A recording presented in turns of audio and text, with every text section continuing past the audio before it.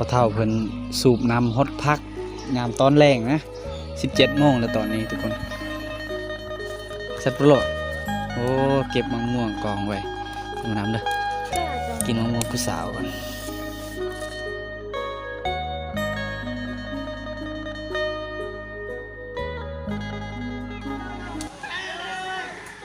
ข้าเจ้าเตะก็ต่อเอาสบายดีทุกคนสบายดียามตอนแรงทุกคนเลยตอนนี้ไอ้เคกอายุบานนะโอ้มานั่งอยู่นี่ก่อนวิดีโอนี้ไอ้เคจะได้พาทุกคนไปเบิ่งข้าเจ้าเตะก็ต่อเตะอย่างนี่แหละในยามตอนแรงทุกคนเลยตอนนี้เวลากะประมาณ14 โมงกับ40 นาทีก็ถือว่า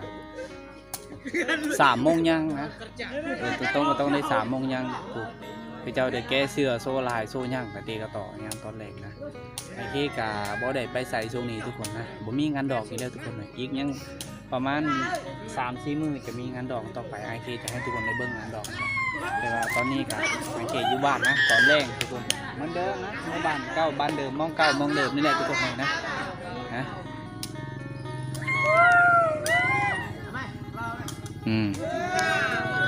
แต่เก่าไอ้เคก็เคยเตะแบบนี้แหละเคยเตะกระต่อคือกันนะแต่ว่าช่วงนี้บ่ค่อยจะเตะปานใดทุกคนมานั่งอยู่นี่นะนั่งอยู่จุดนี้เลยไอ้เคทุกคนนั่งเบิ่งเขาเจ้าเตะโอ้ยเขาเจ้าลงเงิน5,000 ต่อ 10,000นี่แหละประมาณนี่แหละเขาเจ้าลงโอ้ลูกยันลูกเหยียบก็มีจุดนี้นะอาหารธรรมศาสตร์มีหลายยอดขี้เล็กด้วยบงดักแดอาจจะวิทยามันแล้วทุกคนมันจะบ่มีแล้วบงดักแดอาหารนะเสาเหือนเสาหยั่งได้นี่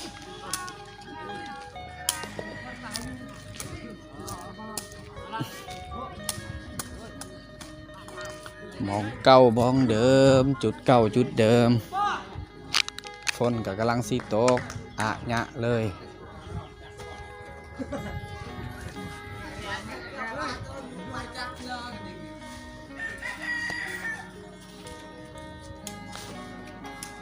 โอ้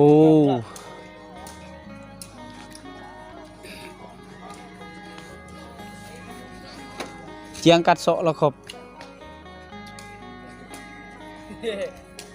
สร้างตัดผมเป็นยามตอนแรง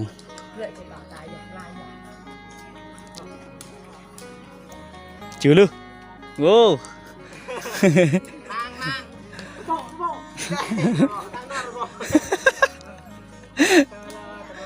ยอกกัน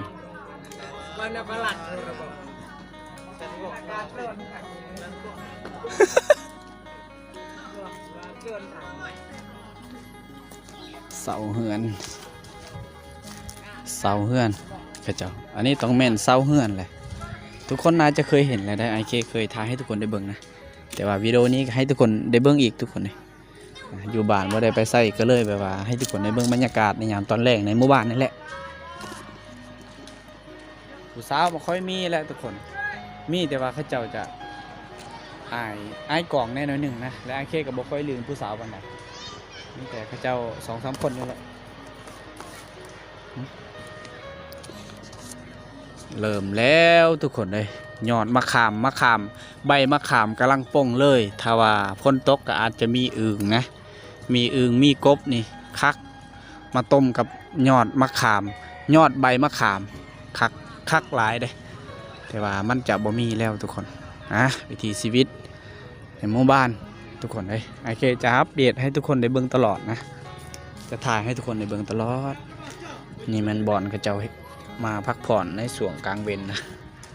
จุดนี้ทุกคนเลยเด็กน้อยเฮ็ดได้ตัวนี้นี่เด็กน้อยเฮ็ด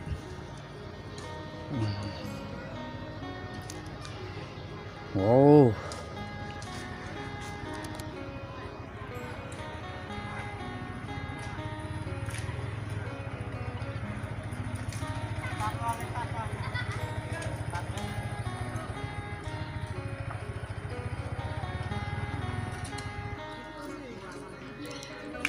ฮะตัดผมตัดหยังนี่แหละตอนแรง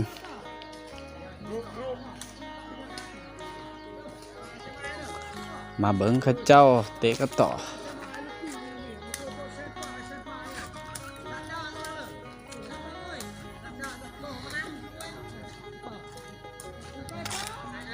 อาจจะมีแดดแน่หน่อยนึงโอ้ผู้บ่าวผู้บ่าวคนหล่อโอ้ทุกคนเลย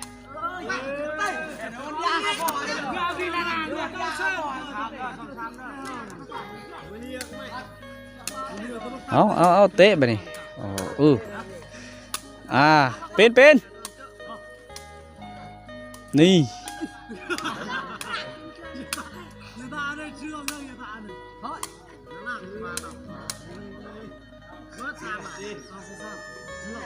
เสิร์ฟไม่วันนี้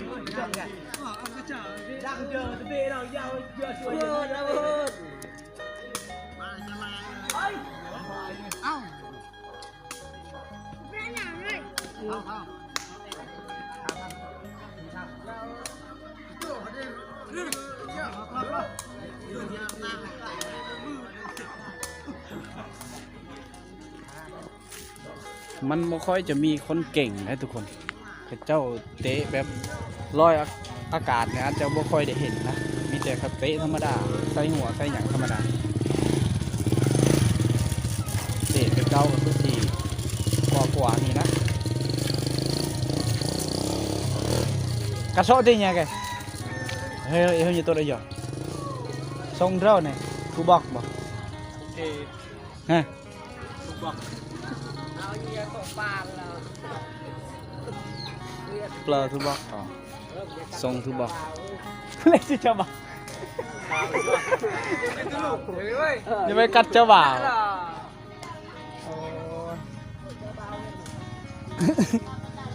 sông cho bảoบ่อ้าวรถทีบมันคือว่าบ่อยู่บนนี้วะโอ้ยเขาเจ้ามัดไว้ทุกคนเลย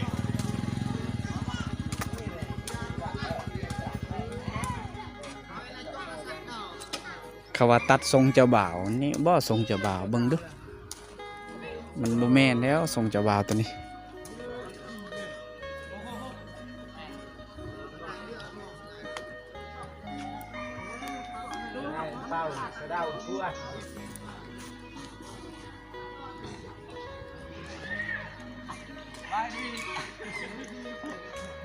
หามจักลงเซไปหาอยู่หากินนี่แหละทุกคนตึกแห่แสหมองนะโว้เตะกโม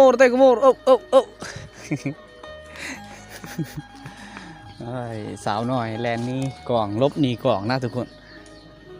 ถ้าว่าอยู่จุดนี้ก็อาจจะเห็นแหละเขาเจ้าไป ตักน้ำผู้บางคนที่ยังบางราคาเฮือนก็ยังบ่ได้มีน้ำยังบ่ได้มีน้ำบาดาลใส่หรือว่าน้ำส่วนตัวใส่หั่นนะทุกคนเขาเจ้าผู้บางคนก็ต้องไปลงตักน้ำเซ่ทุกคนเลยแต่บางหลังคานะบางหลังคาเฮือนมีน้ำส่วนตัวแล้วเขาเจ้าต้องเลยตักเอาน้ำนะและตอนนี้ก็น้อยหลังคาที่ลงตักน้ำเซ่นะทุกคนเพราะว่าเขาเจ้าได้มีน้ำบาดาลโครงการในหมู่บ้านนี้นะไฟฟ้านะมีแล้วทุกคนคือหมู่บ้านไอ้เค้กยังบ่ทันได้มีไฟแต่ว่ามีน้ำใส่นะมีน้ำบาดาลนี่แหละน้ำบาดาลโครงการไอ้เค้กยังอยู่ในนี่แหละจุดเก้าจุดเดิมน่าจะคุ้นเคยนะแถวนี้คุ้นเคยกับทุกคนหลายๆวิดีโอไอเคกับบ่ได้ไปใส่บ่เคยไปใส่เลยมีแต่อยู่บ้านนี่แหละแต่ว่าอยู่บ้านก็จะให้ทุกคนได้เบิ่งบรรยากาศและวิถีชีวิตชาวบ้านดอกทุกคนนะบ่ให้พลาดเลยว่าช่วงนี้นะเขาเจ้ากำลังที่มาแห้งตอนนี้แล้วเขาเจ้าไปหาป่านั่นเลยหาป่านั่นแหละร้ายกว่าเขาเจ้าหมู่บ้านร้ายหลังคานะ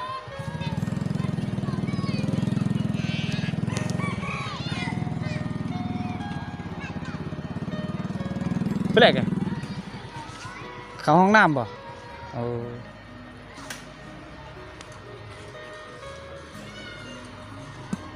หากกขี้เล็ก ความดินลงได้ตัวนี้ทุกคนสังเกตไหมความดินลงดินไปลงตามน้ำฝนเวลามีฝนนะนี่แหละ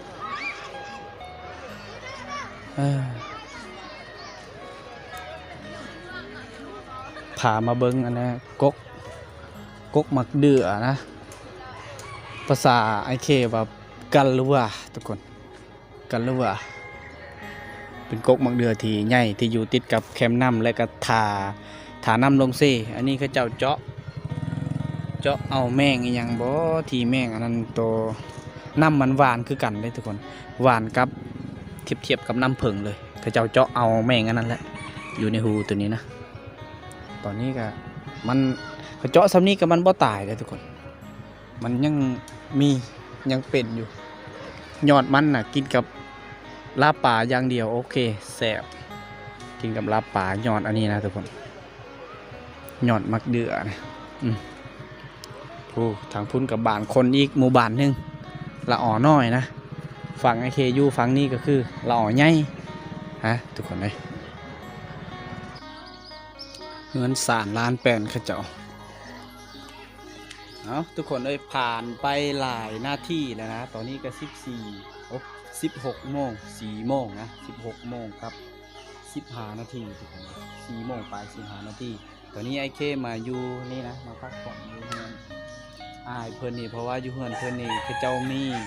สัญญาณฮอตนะเขาเจ้ามี Wi-Fi ก็เลยมาขอเสริม Wi-Fi น้องเขาเจ้านี่แหละหมู่บ้านเขาเจ้าเนี่ยไม่มีสัญญาณมีแต่ถ้าไพ่ที่มีฮอตมีอีหยังโทรศัพท์หลายเครื่องนะก็ต้องได้เสื่อมเอาอันนี้คือไอเพื่อนได้ก่อได้เทจุดนี้ทุกคนเพราะว่าดินมันเจือนลายแล้วเขาเจ้าจะมาเทนะอันนี้นะทรายแห่ทรายเขาเจ้าห้นมาแต่นำเสพุ่นเลย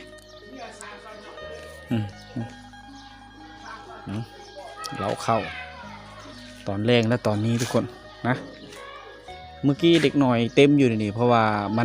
มันมีลมในน้อยนึงแล้วก็เจ้าทามะม่วงล้นนะมะม่วงล้นแล้วก็เจ้ามันแย่งญาติกันเก็บเลยทุกคนนะไอเคตอนยังน้อยก็เคยนะแบบนี้ถ้าว่ามีลมก็ต้องแล่นไปหากกมะม่วงกกอีหยังแหละแล่นไปแย่งกันเก็บกันยั่งทุกคนเลยแถวนี้เมื่อกี้เต็มนะเด็กหน่อยขอกแบ่ตัวนี้มันขอกแบ่กระเจ้าโอ้นี่แหละตอนแรงนะทุกคนมันบ่ค่อยจะมีขนลายนะช่วงนี้กระเจ้าจะไปให้ไปฮื้อให้นะช่วงนี้นะจันมันฮอดแล้วดูฮื้อให้ฮื้อหยังได้ทุกคน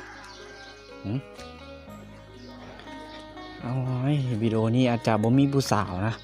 บ่มีผู้สาวให้ทุกคนได้เบิ่งนะบ่ค่อยได้มีเลยวิดีโอนี้นะอย่างมองเก่ามองเดิมทุกคนนะเป็นจุดเก่าที่นำข้าเจ้าฮักกระปล่อยบ่อนข้าเจ้าอาบน้ำเจาะน้ำง่ายได้หมู่บ้านข้าเจ้าเนี่ยมันบ่คือหมู่บ้านนาหัวน้ำทุกคนหมู่บ้านนาหัวน้ำอาจจะเจาะยากแต่ว่าหมู่บ้านข้าเจ้านี่มันคือกันกับหมู่บ้านในเขตเลยเจาะง่ายสำหรับนำมานี่นำบาดาลนี่แต่ว่านี่นะข้าเจ้าจะลงใดจรวดอาจจะง่ายอยู่หมากลำไยกำลังสิเป็นหมากเลยกำลังป่งเลยตอนนี้นะหัวออมนะถึงส่วนนะข้าเจ้าจะเลี้ยงเป็ดอยู่พุ่นนะใบพูเอาไว้เคี่ยวหมากเคี่ยวหยังนั่นแหละทุกคนนะช่วงนี้บ่ค่อยมีงานดองปานใดบ่ค่อยจะมีงานดองเลย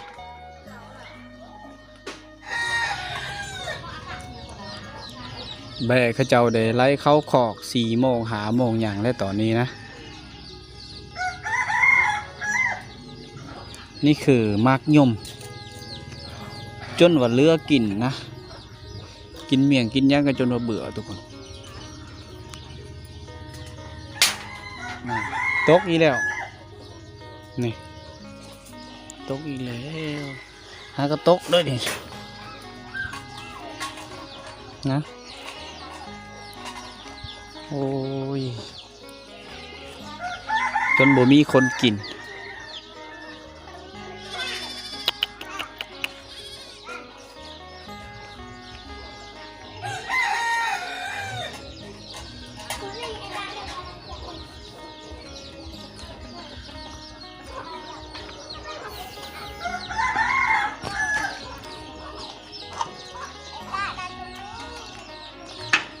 เราเปิดเพลงกับเพื่อจู้โอ้เออ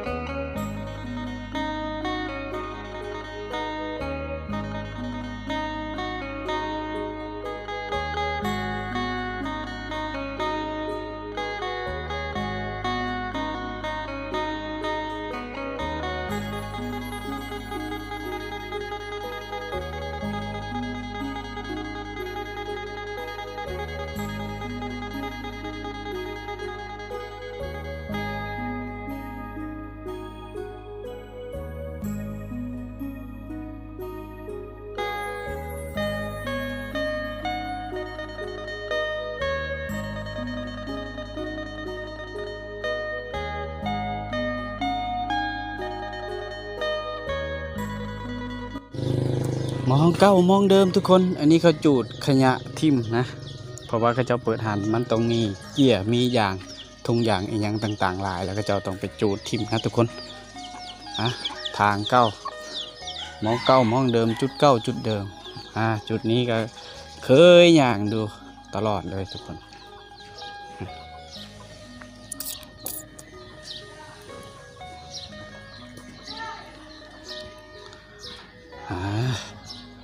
มองเก้ามองเดิมดอกคูณจุดเดิมแล้วก็บ้านเดิมบ้านเก่าบ้านที่เคยมาเราต้องเอิ้นว่าซ้ำหมู่บ้านเขาเองซ้ำหมู่บ้านไอ้เขเองเสียงรถชนละวนในยามแรงทุกคนวิดีโอก่อนกับเฮือนพูดแหละมีงานแต่งหมู่บ้านนี้ก็อาจจะบ่มีนะบ่มีงานแต่งอีกแล้วทุกคนบ่ได้ยินข่าวเลยไม้แกนไม้แดงก็เจ้าหาซื้อได้นี่นะลักหนึ่ง50,000กีบ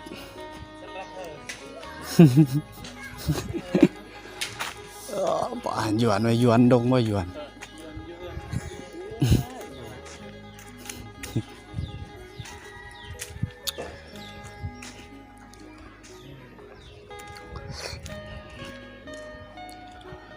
ดินทรายได้จุดนี้นี่มันเป็นคุ้มเขาเจ้าตักดินทรายนี่ไปถมห้องน้ำหรือว่าถมอีกอย่างแหละเขาเจ้าตักโอ้น้ำมันคุ้นๆแน่เลยทุกคนสังเกตนะมันคุ้นๆแน่จังหน่อยปลาไล่เนี่ยถ้าน้ำคุ้นไอ้ควางแห่ได้ทุกคนควางแห่หาปลานั่นแหละผู้สา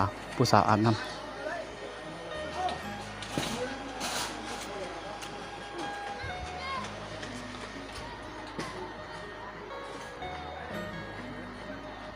เวียดขึ้นลิ้นโทรศัพท์อยู่เทิงหลังคาเหือนเลยโอ้ย เอาคืนลินโทรศัพท์พูด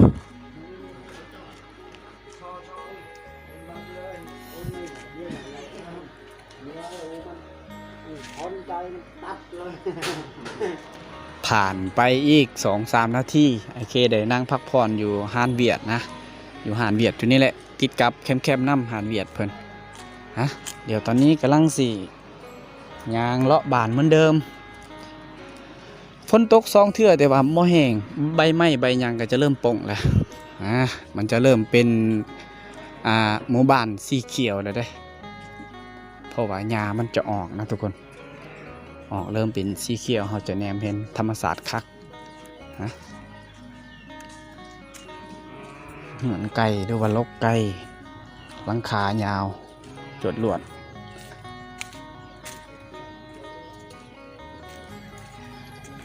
อย่างมองเก่ามองเดิมจุดผู้บ่าวนั่งลิ้นนั่งลมเรื่องผู้สาวได้จุด ไต่บึงมองตลอด ทุกคนเลยมามันบ่ค่อยจะเห็นเลยสำหรับผู้สาวบ่ค่อยจะมีทุกคน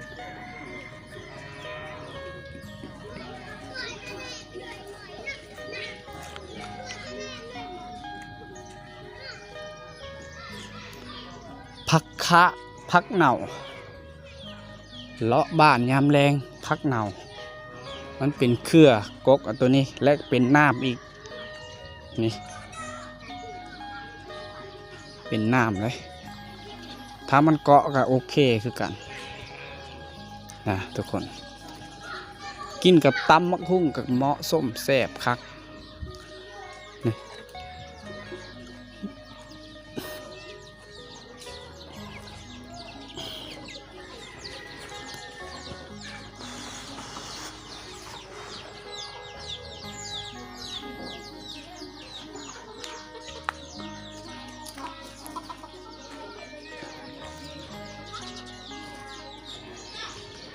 โรบัตบ่พอเท่าเพิ่นสูบน้ำฮดพักยามตอนแรงนะ17 โมงแล้วตอนนี้ทุกคนทนทานแล้วเนี่ยตึเด้อโอ้นำพอเท่าใส่ดีเลยเต็มเจ้อเต็มแล้วมองเก่ามองเดิมทุกคนนะพอเท่าเพิ่นได้สูบน้ำไปฮดพักส่วนเพิ่น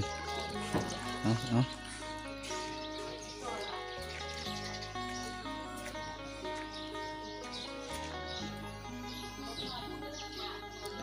ตอนนี้กำลังอยู่ในจุดใจกลางของหมู่บ้านเลยทุกคนเลยกี่แก่ปลาอยู่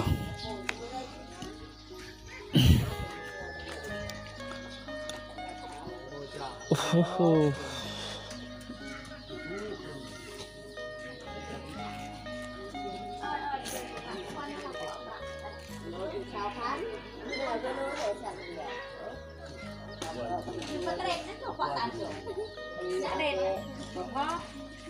กระเด็ดมาเกาะตองกระหม่อม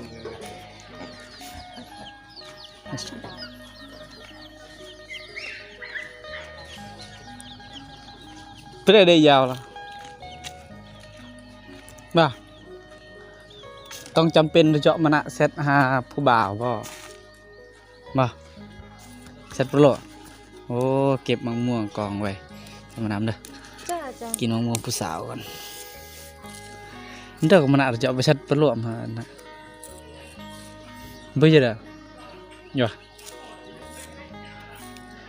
ยี่ติ๊กตอกก็ไปโกน้องเพิ่นเบิ่งติ๊กตอกทุกคนหยะเลย บ่จำเป็นต้องไปหาบนมีสัญญาณเน็ตนะเพราะว่าเขาเจ้าเวียกจำเป็นอยู่ลมกับผู้บ่าวแล้วทุกคน น้องเพิ่นว่าสิแต่งงานปีนี้แต่ว่ามันจอก็เลยมาปีหน้าอีกเจ้า ผมมาได้นุเจอกัน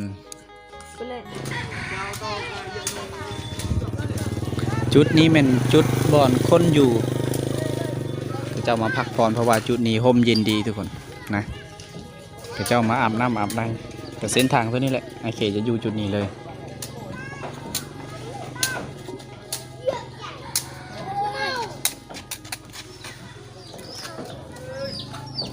ใครกวายได้ใครทรายได้สเลได้เตะได้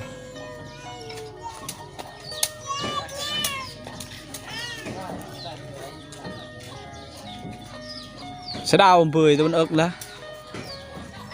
cao mông cũng bười đợi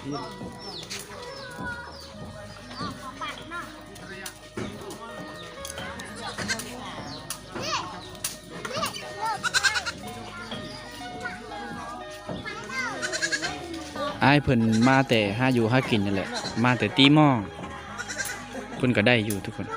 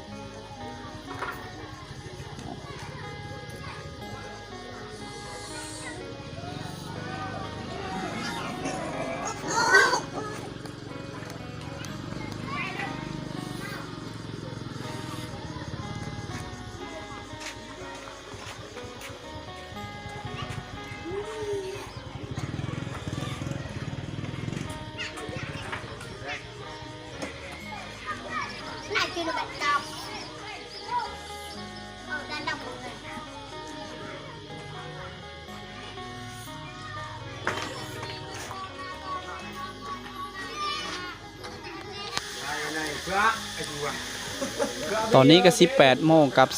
36 นาทีทุกคนนะอะยะตอนนี้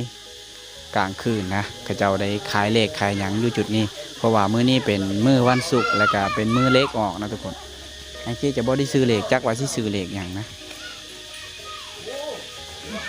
วิดีโอก็อาจจะบ่ซัดปานใดทุกคนเลยนะเขาเจ้ามาซุ่มกันซื้อเลขตอนนี้เพราะว่า8 โมง 30 นาทีเลขก็จะออกนะเลขเล่าทุกคนเลย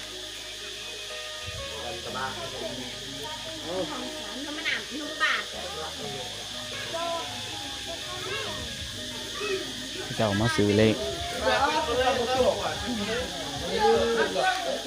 ขำลงนะตอนนี้นะทุกคนเลยนี่แหละวิถีชีวิต